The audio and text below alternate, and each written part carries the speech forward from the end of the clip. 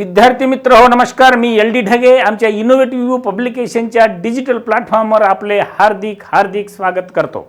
विद्यार्थी मित्र हो, आपणास माहीतच आहे की सध्या आम्ही MCQ ची टॉपिक निहाय व्हिडिओ सिरीज पाहत आहोत. मागील व्हिडिओमध्ये आपण युनिट क्रमांक 7 कॅपॅसिटर यावरील काही महत्त्वपूर्ण MCQज पाहिले. पुन्हा एकदा आज आपणासमोर आमच्या पब्लिकेशनचे लेक्चरर शेख हैदर सर घेऊन आले आहेत आपले 8वे युनिट AC सर्किट यावरील काही महत्त्वपूर्ण MCQज. विद्यार्थी मित्र हो, हा व्हिडिओ आवडल्यास लाईक करा, शेअर करा व आमच्या IVVP ऑनलाईन या यूट्यूब चॅनलला सबस्क्राईब करा. त्याचबरोबर बेल आयकॉनमधील ऑल नोटिफिकेशनला क्लिक करण्यास विसरू नका. चला तर मग पाहूयात आपले 8वे युनिट AC सर्किट यावरील MCQज.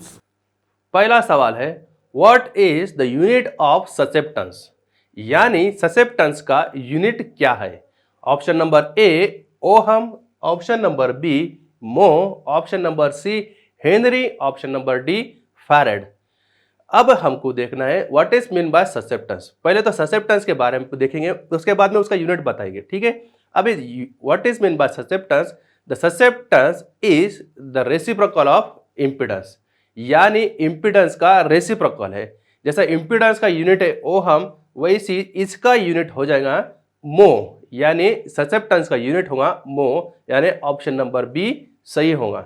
अगला सवाल है, calculate the power factor of RLC circuit having resistance R equal to 15 ohm, resultant reactance X equal to 20 ohm, connected across 240 volt 50 hertz AC supply. यानी हमको क्या कैलकुलेट करना है, power factor. Power factor calculate करना है कौन से circuit में, जो सर्किट का रेजिस्टेंस R कितना है 50 ओहम, X यानी रिएक्टेंस 20 ओहम. अब इस सर्किट का हमको टोटल पावर फैक्टर फाइंड करना है. ठीक है, अब पावर फैक्टर यानी क्या रहता, R/Z, यानी मैथमेटिकली हम उसको कैसा डिफाइन करेंगे, R/Z. अब यहाँ पर इसको कैसा कैलकुलेट करेंगे हम, यहाँ पे देखो पावर, यहाँ पे दिया है total resistance R is equal to कितना है 15 ohm, R equal to 15 ohm. उसके बाद में reactance X is equal to 20 ohm. ठीक है, अब अगर हमको पावर फैक्टर कैलकुलेट करना है, पावर फैक्टर कैलकुलेट कर हम कैसा डिफाइन करेंगे, cos phi equal to R divide by magnitude of impedance यानी Z.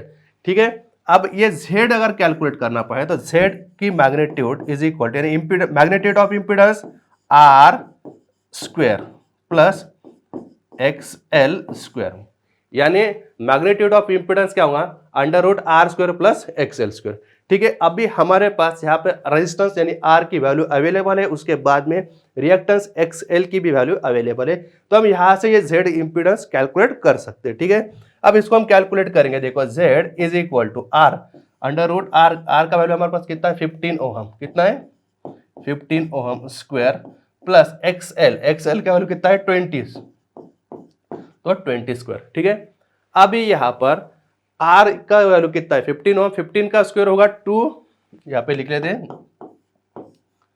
225 प्लस 25 का स्क्वायर, यहाँ पे सॉरी कितना है 20 का स्क्वायर होगा 400, कितना होगा 400 इक्वल टू, अब यहाँ पर टोटल अंदर होगा अंडर रूट कितना होगा 225 plus 400 equal to under root 625.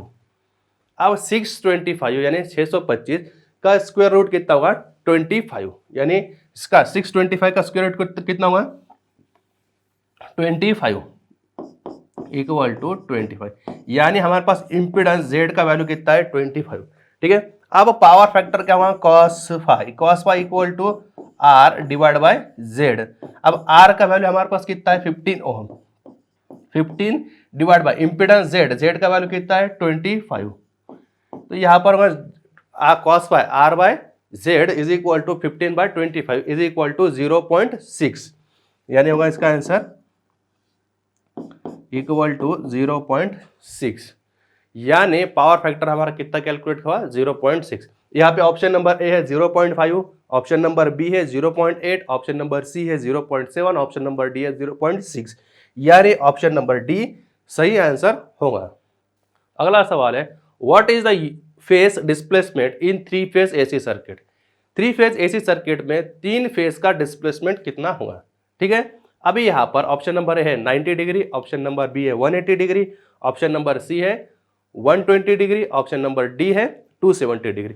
जब भी हम थ्री फेज को अगर डिस्प्लेसमेंट करेंगे तो इक्वली डिस्प्लेसमेंट कर रहा है अगर बैलेंस कंडीशन के लिए, तो अब जब हम करेंगे उसको 120 कितना डिस्प्लेसमेंट होगा 120 डिग्री फ्रॉम ईच अदर। हर एक फेज में फेज डिस्प्लेसमेंट होगा 120, क्योंकि टोटल थ्री एंगुलर डिस्प्लेसमेंट हमारे पास कितना 360 डिग्री। इसको बैलेंस करना है तो क्या करना पड़ेगा डिवाइड बाय 3 यानी इक्वल टू 120, यानी हर फेज में सपोज ये आर फेज है, ये वाई फेज है, ये बी फेज है, तो आर टू वाई कितना होगा 120, वाई टू बी कितना होगा 120 और बी टू आर कितना होगा 120। यानी तीनों को इक्वली अगर बैलेंस करना है तो हमको यहाँ पर 120 डिग्री डिस्प्लेसमेंट देना होगा। अगर इससे ज्यादा या कम होता तो अनबैलेंस उसको कहा जाएगा। ठीक है, तो यहाँ पर जब भी फेज डिस्प्लेसमेंट अगर थ्री फेज की अगर बात करेंगे तो वहां पर कितना रहना चाहिए 120 डिग्री, यानी ऑप्शन नंबर सी सही आंसर होगा 120 डिग्री। अगला सवाल है what is the purpose of phase sequence meter. Phase sequence meter का पर्पस क्या है, यानी किस लिए उसको इस्तेमाल किया जाएगा। ठीक है, ऑप्शन नंबर ए है to control the speed of three phase motor, option number B है to ensure the correct phase sequence of three phase system, option number C है to indicate the correct phase sequence of three phase, option number D है to protect motor against short circuit fault.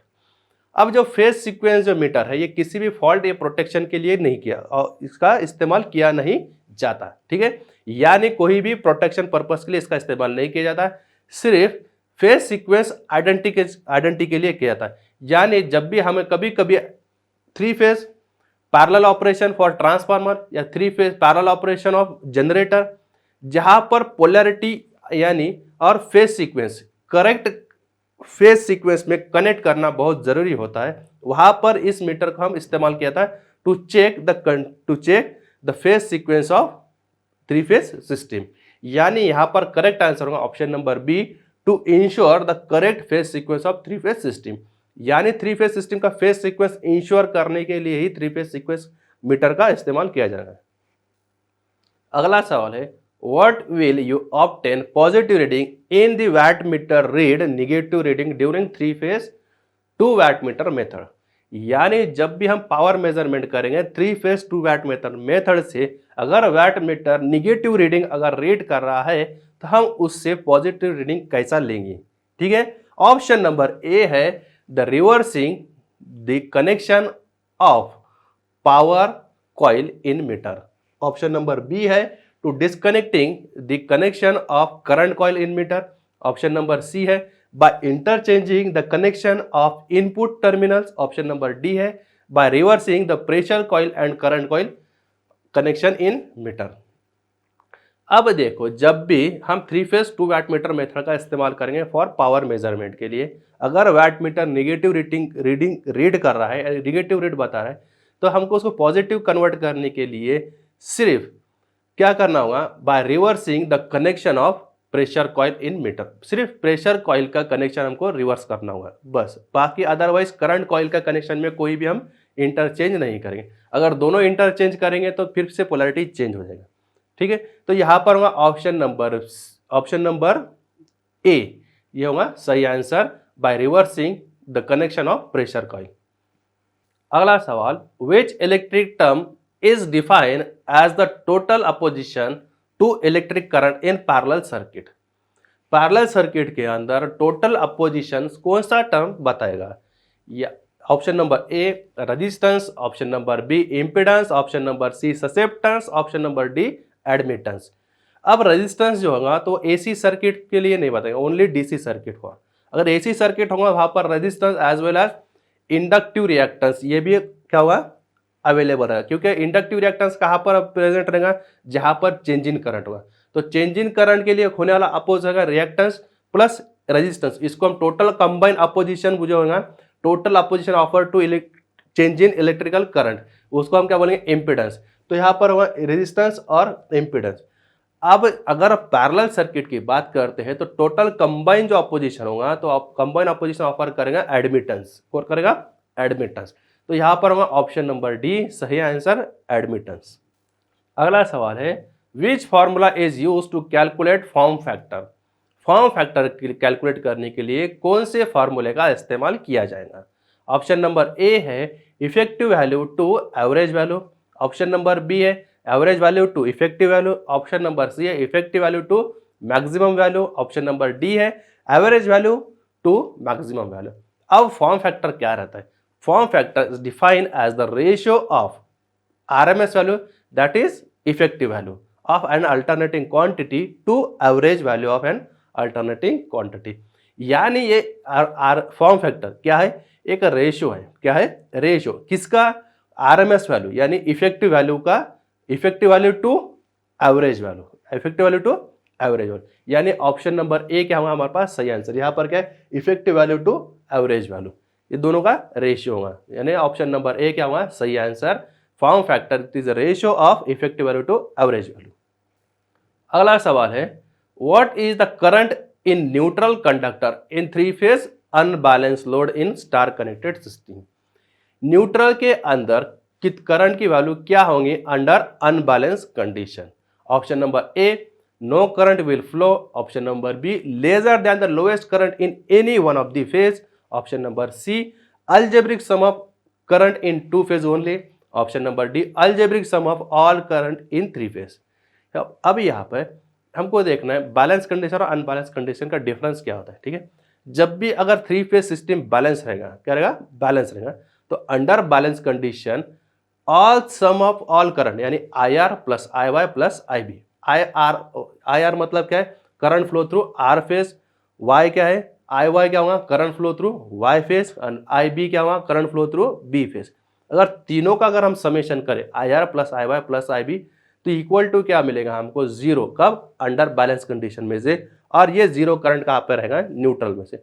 So neutral current flow through under balance condition is equal to zero. लेकिन यहाँ पर question पूछा गया है unbalance condition के लिए। क्या? किसके लिए? अनबैलेंस कंडीशन के लिए। लेकिन जब भी थ्री फेज सिस्टम अनबैलेंस होगा वहां पर न्यूट्रल में से करंट फ्लो होगा। क्या हुआ? न्यूट्रल में से करंट फ्लो होगा, लेकिन इतना फ्लो होगा कि कोई भी अगर तीनों फेज में से जिसमें सबसे कम करंट है उससे भी कम फ्लो होगा। यानी suppose IR plus IY plus IB, अगर इसमें से कोई भी अगर एक करंट, एक फेज में करंट कम है तो उससे कम फ्लो होगा। यानी under unbalance condition current flow through the neutral less than lowest current in any one of the phase. So यहां पर ऑप्शन नंबर बी क्या होगा हमारा करेक्ट आंसर।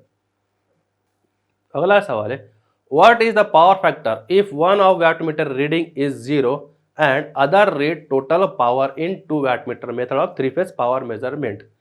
यानी पावर फैक्टर की वैल्यू हमको बताना है। अगर three phase two wattmeter method में से अगर कोई भी एक वैटमीटर अगर जीरो रीड कर रहा है, other wattmeter total power read कर रहा है, तो उस टाइम में सर्किट का पावर फैक्टर क्या होगा? Option number A unity power factor, option number B 0, option number C 0.5 और ऑप्शन नंबर डी बिलो 0.5।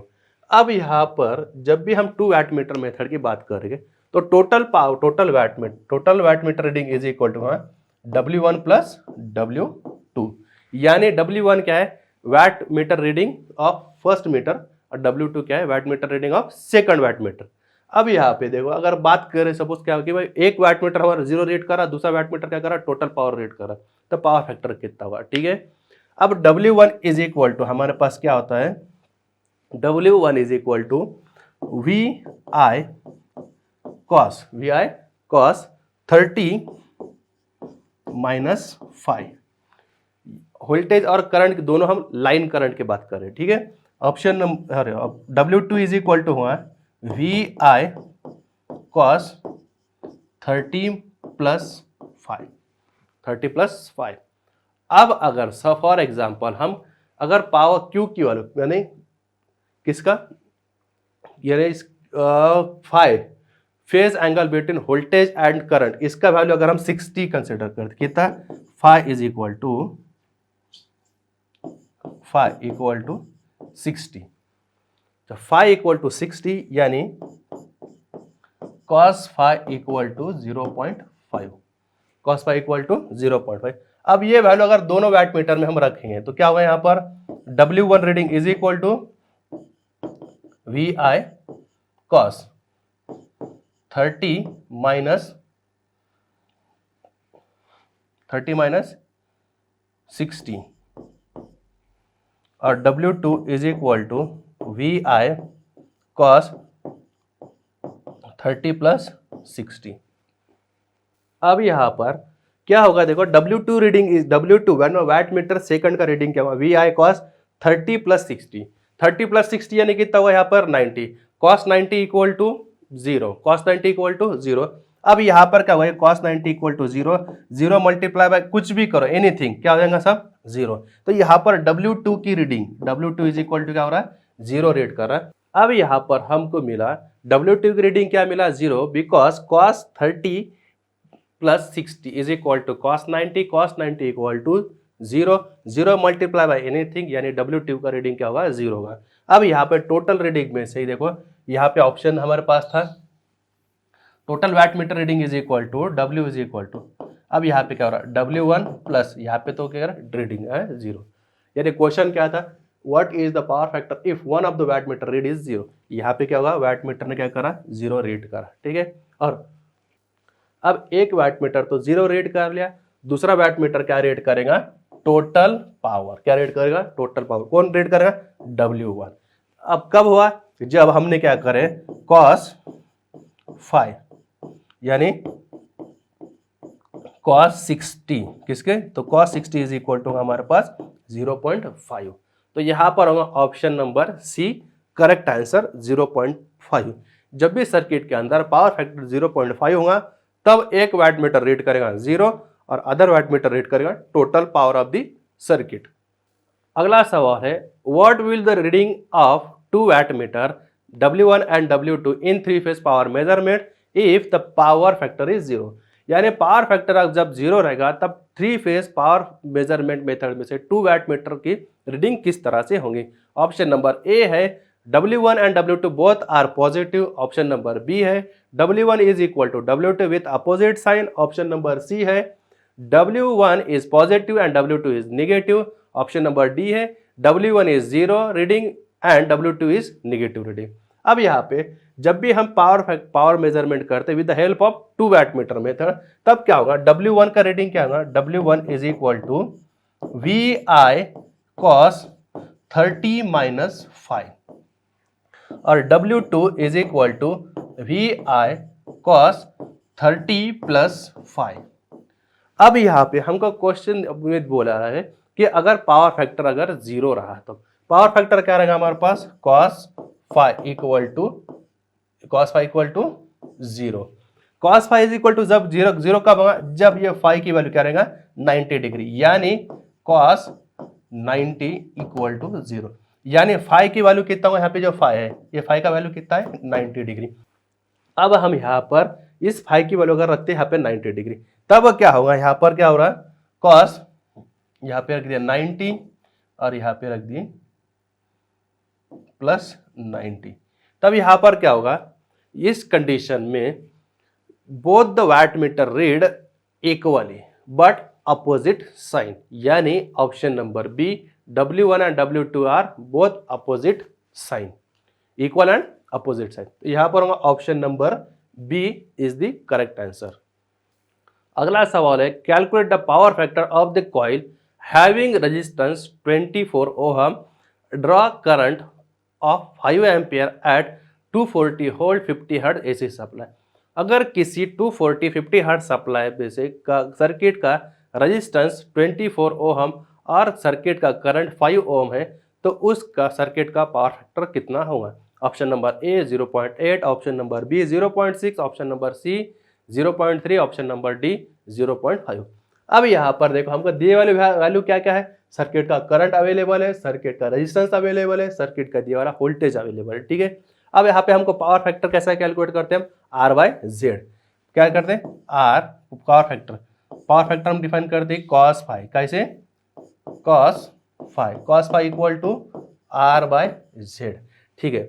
अब यहाँ पर हम कि इसमें से R का वैल्यू अवेलेबल है, Z का वैल्यू अवेलेबल नहीं है। Z यानी इम्पीडेंस ऑफ दी सर्किट। अब इम्पीडेंस कैसा कैलकुलेट करेंगे हम? इम्पीडेंस यहाँ पे करंट का वैल्यू अवेलेबल है और वोल्टेज का वैल्यू अवेलेबल है, तो impedance Z is equal to V by I. क्या होगा? V by I. अब यहाँ पर वोल्टेज हमारे वोल्टेज की वैल्यू कितना है? 240 volt. 240 volt divide by current. Current कितना एम्पियर है? 5 एम्पियर। Z का वैल्यू है यहाँ पर 240 वोल्ट डिवाइड बाय 5 यानी इक्वल टू हो जाएगा हमारा ये 48 ओम। अब Z इज इक्वल टू होगा 48 ओम। अब cos फाई इक्वल टू क्या है? R by Z। R का वैल्यू हमारे पास अवेलेबल है, कितना है? 24। अब cos phi equal to R by Z। R का वैल्यू कितना है? 24। Z यानी कि कभी कितना कैलकुलेट करें? 48 इक्वल टू कितना हुआ? 24 डिवाइड बाय 48 यानी 0.5 यानी ऑप्शन नंबर डी 0.5 सही आंसर होगा। अगला सवाल है what is the maximum value of voltage for 240 volt RMS. अगर किसी सप्लाई वोल्टेज की 240 वोल्ट आरएमएस वैल्यू है, इससे हमको मैक्सिमम वैल्यू फाइंड करना है, तो उसकी मैक्सिमम वैल्यू कितनी होगी? ठीक है, ऑप्शन नंबर है 339.5 वोल्ट, ऑप्शन नंबर बी है 450 वोल्ट, ऑप्शन नंबर सी है 240 वोल्ट, ऑप्शन नंबर डी है 376.8 वोल्ट। अब हमको मैक्सिमम वैल्यू से आरएमएस वैल्यू से मैक्सिमम वैल्यू कैलकुलेट करना है। अगर हमको किसी भी मैक्सिमम वैल्यू से आरएमएस वैल्यू अगर फाइंड करना है तो हमको उसको क्या करना पड़ेगा? मल्टीप्लाई बाय √2 या अदरवाइज डिवाइड बाय 0.707। अब यहाँ पे हमको आरएमएस वैल्यू कितनी दी रही? 240 वोल्ट। अगर हम इसको 0.707 से अगर डिवाइड करता हो तो उसका आंसर हमको मिलेगा 339.5 वोल्ट यानी ऑप्शन नंबर ए सही आंसर होगा। अगला सवाल है what is the power factor of 3 phase power measurement of 2 watt meter showing equal reading.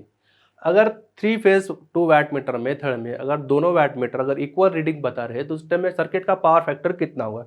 Option number A 0, option number B 0.5, option number D 0.8, option number D 1। अब यहाँ पर अगर पावर फैक्टर रीडिंग अगर निकालना है हमको, 2 वाट मीटर रीडिंग का reading क्या होगा? Suppose W1 is equal to रहता हमारे पास क्या रहेगा? VI cos 30 माइनस 5 और W2 का रीडिंग होगा VI cos 30 प्लस 5। ठीक है, अब अगर हम इस फाई की वैल्यू cos फाई की वैल्यू अगर फाई का वैल्यू अगर 0 रखता हूं, क्या रखता हूं? 0, तो क्या होगा? cos 30 माइनस 0 क्या हो जाएगा? cos 30। Option number B watt meter 2 का रीडिंग क्या होगा? cos 30 प्लस 0 cos 30 यानी यहाँ पर भी ऑप्शन क्या, यहाँ पे भी क्या आंसर हो जाएगा हमारे पास? cos 30 यानी दोनों भी रीडिंग क्या होगा? इसका भी VI cos 30, यहाँ पर भी VI cos 30। लेकिन कब? जब फाई का वैल्यू कितना रहेगा? 0। फाई का वैल्यू अगर 0 रहेगा तो power factor cos phi equal to cos 0 equal to 1 यानी power factor of this circuit क्या रहेगा? यूनिटी यानी 1 रहेगा। तब भी दोनों वाट मीटर क्या रहेगा? इक्वल रीडिंग शोज करेंगे। यहाँ पर होगा option number D unity power factor यानी 1 सही आंसर। अगला सवाल है what is the resistance of the inductive coil takes 5 ampere current across 240 volt 50 hertz supply at 0.8 power factor. अब एक सर्किट का हमको रेजिस्टेंस फाइंड करना है, किसका? इंडक्टिव कॉइल का, जो सर्किट में 5 एम्पियर करंट ले रहा है और 240 volt 50 hertz at 0.8 power factor पे कनेक्ट किया हुआ है। अब इस सर्किट में हमको सबसे पहले क्या फाइंड करना पड़ेगा? Impedance. Impedance Z is equal to होता है V by I. V by I यानी वोल्टेज का वैल्यू हमारे पास कितना है? 240 वोल्ट डिवाइड बाय करंट कितना है यहाँ पर?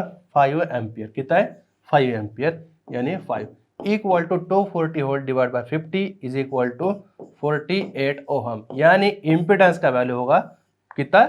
48 ओहम। अब हमको कैलकुलेट करने का है इंडक्टिव कॉइल का रेजिस्टेंस कितना हुआ? रेजिस्टेंस हमको फाइंड करना है। ठीक है, अब रेजिस्टेंस क्या है? जैसे हम पावर फैक्टर फाइंड करते हैं, पावर फैक्टर कैसे फाइंड करें? cos phi equal to R by Z. उसी तरह यहाँ पर resistance R is equal to, यहाँ पे resistance R is equal to हो जाएगा Z इंटू कॉस पाई। क्या हो जाएगा? Z into cos pi. अब यहाँ पर इम्पिडेंस का वैल्यू कितना है?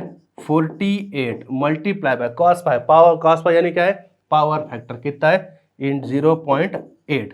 अब इसका आंसर होगा R is equal to 48 into 0.8, यानी लगभग हमारा आंसर आएगा ये 38.8 ओहम। कितना? 38.4 ओहम था। 38.4 ओहम, यानी option number C correct answer होगा 38.4 ओहम। अगला सवाल है calculate the total power by 2 watt meter में था W1 and W2 if one of the watt meter W2 reading taken after reversing.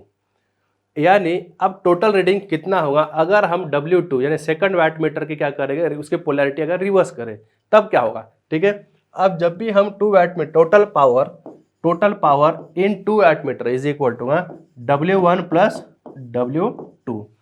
अब यहाँ पर क्या हुआ कि हमने W2 क्या करें रिवर्स कर दिए, तो अब यहाँ पे टोटल पावर कितना हुआ। ठीक है, अब यहाँ पे टोटल पावर होगा W1 प्लस, यहाँ पे ये रेड करेगा माइनस रेड करेगा, निगेटिव रेड करेगा, यानी हो जाएगा W is equal to W1 minus W2 total reading after reversing of W2 second watt meter connection, यानी यहाँ पर होगा ऑप्शन नंबर डी सही आंसर W1 माइनस W2।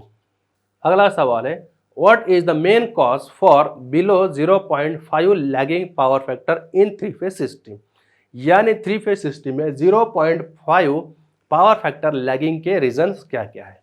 ठीक है, ऑप्शन नंबर ए है reactive power due to more inductive load, option number B है true power due to resistive load, option number C है due to fluctuation of voltage, option number D है reactive power due to more capacitive load.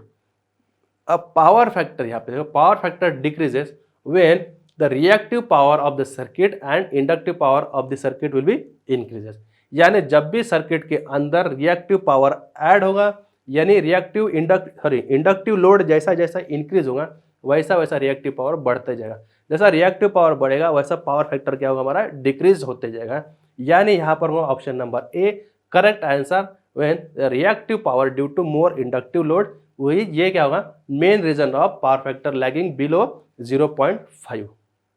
अगला सवाल है which 3 phase system the artificial neutral is required to measure the phase voltage. अब यहाँ पर option दिया है option A in 3 wire star connected system, option number B 4 wire star connected system, option number D 4 wire delta connected system, option number D 3 wire delta connected system. अब यहाँ पर star connection में तो हमको by default क्या मिलेगा neutral connection मिल जाएगा, लेकिन डेल्टा कनेक्शन में हमको आर्टिफिशियली न्यूट्रल की जरूरत होती है, तो यहाँ पर होगा ऑप्शन नंबर डी सही answer 3 phase delta connected system. अगला सवाल है which quantity is rotate at constant angular velocity. यानी कौन सी क्वांटिटी कंटिन्यूअसली एंगुलर वेलोसिटी में रोटेट होगा। यहाँ पर ऑप्शन नंबर है scalar quantity, option number B है phase quantity, option number C है vector quantity, option number D है algebraic quantity. Phasor quantity always rotate at constant angular velocity. So यहाँ पर आंसर होगा हमारा option number B phasor quantity always rotate at constant angular velocity. So यहाँ का answer होगा correct answer option number B phasor quantity. अगला सवाल है what is the reciprocal of inductance in AC parallel circuit. Option number A susceptance, option number B admittance, option number C conductance, option number D reactance. The reciprocal of inductance in a parallel circuit is called as susceptance. So यहाँ पर answer number A क्या होगा हमारा सही answer susceptance. अगला सवाल है how the resonance frequency FR can be increase in AC circuit. AC circuit में रेजोनेंस फ्रीक्वेंसी हम कैसा बढ़ा सकते हैं। ऑप्शन नंबर ए है reducing the capacitance value, option number B increase the inductance value, option number C increasing the capacity value, option number D increasing the value of resistance. यहाँ पर resonance frequency क्या रहता है, F R is equal to 1/2 pi under root L C. यहाँ पर दो चीजों पर फ्रीक्वेंसी के वैल्यू डिपेंड कर, एक वैल्यू ऑफ इंडक्टेंस, दूसरा value of capacitance, mainly depends on value of capacitance. तो जब भी the value of resonance frequency by reducing the value of capacitance we can increase the value of resonance frequency. यानी हमको जब भी resonance frequency की value अगर बढ़ाना होगा तो यहाँ पे हमको कैपेसिटर की वैल्यू क्या करना पड़ेगा, decrease, because it is having the inverse relation. कैसा रिलेशन इनका, इनवर्स रिलेशन। जब भी कैपेसिटेंस की वैल्यू हम डिक्रीज करेंगे तो रेजोनेंस फ्रीक्वेंसी वैल्यू हमारा क्या हुआ, इंक्रीज होगा। सो यहाँ पर ऑप्शन नंबर ए हमारा क्या हुआ, सही आंसर हुआ, reducing the value of capacitor. तर विद्यार्थी मित्र हो, अशा प्रकारे आज आपण युनिट क्रमांक 8 एसी सर्किट या चॅप्टरवरील काही महत्त्वपूर्ण एमसीक्यूज पाहिले। पुढील व्हिडिओमध्ये आपण युनिट क्रमांक 9 3 फेज एसी सर्किट या चॅप्टरवरील काही महत्त्वपूर्ण एमसीक्यूज पाहणार आहोत। तेव्हा भेटूयात डे आफ्टर टुमारो एका नवीन माहितीसह। हा व्हिडिओ आवडल्यास लाईक करा, शेअर करा व आमच्या IVVP ऑनलाईन या यूट्यूब चॅनलला सबस्क्राईब करा। बेल आयकॉनमधील ऑल नोटिफिकेशनला क्लिक करा, जेणेकरून नवनवीन व्हिडिओची माहिती आपणास मिळेल। धन्यवाद।